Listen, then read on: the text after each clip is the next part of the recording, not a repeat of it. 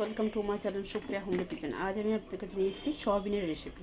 তো তার জন্য তেল কড়াই বসিয়ে দিয়েছি, স্বাদ মতো সর্ষের তেল দিয়ে দিলাম, এই পরিমাণ মতো সর্ষের তেল দিয়ে দিলাম,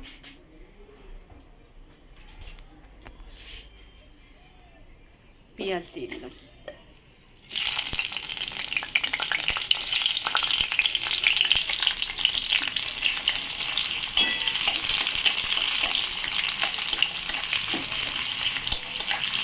পেঁয়াজটা ভাজা ভাজা করে দিচ্ছি বন্ধুরা।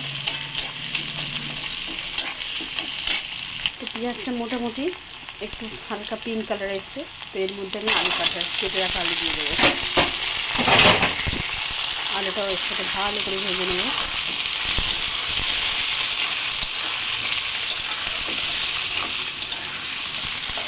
ভেজে ফিরছি। তো এবারে আলুতে স্বাদ মতো নুন দিয়ে দেবো বন্ধুরা, পরে লাগিয়ে টেস্ট করে আবার দেবো।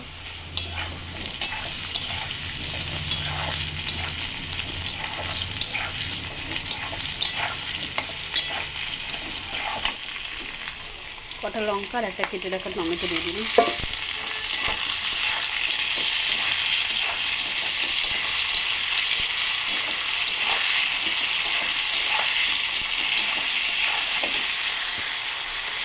এর সাথে সয়াবিনটা জলে শুধু সিদ্ধ করে দিয়েছি,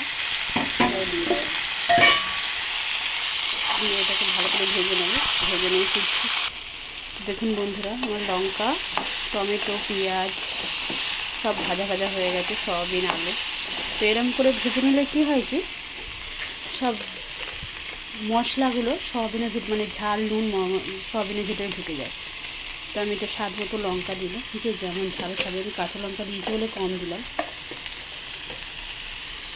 জিরা ধনে গুঁড়ো দিলাম, গ্যাসটা আস্তে করে দিই, তাহলে পুড়ে যাবে। আর হলুদ গুঁড়ো দিয়ে দিলাম।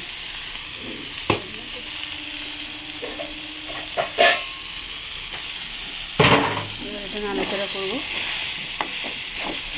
দেখুন বলতে আস্তে দিয়েছি, তাহলে পুড়ে যেত পুরো। এবার সামান্য জল দেবো, জল দেবো। এবার গ্যাসটা দিয়ে দেবো জল দিয়ে।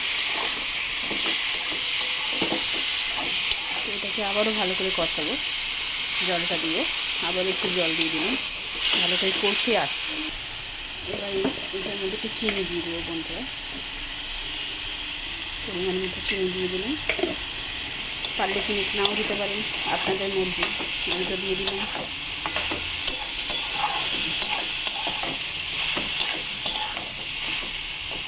আলু সিদ্ধ হয়ে গেছে, আর একটু ভেজে নিয়ে জল ঢেলে দেবো, পরে ফিরছি। তো ভাজা হয়ে গেছে বন্ধুরা, এবার আমি এর মধ্যে জল ফেলে দেবো।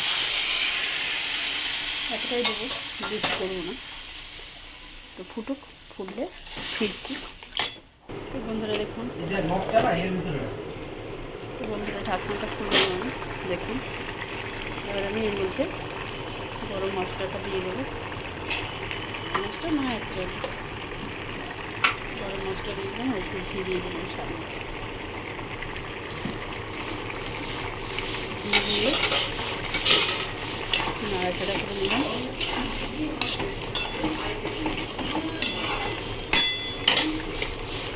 ঢাকা দিলাম, পরে 2 মিনিট পরে ফিরছি। তো বন্ধুরা দেখুন, আমার তরকারিটা রেডি হয়ে গেছে। আপনারা ট্রাই করবেন, ট্রাই করে কমেন্ট করে জানাবেন আমার রান্নাটা কেমন হয়েছে। আর আমার চ্যানেলটা লাইক অ্যান্ড সাবস্ক্রাইব করে দেবেন। Thank you for watching. Bye বন্ধুরা।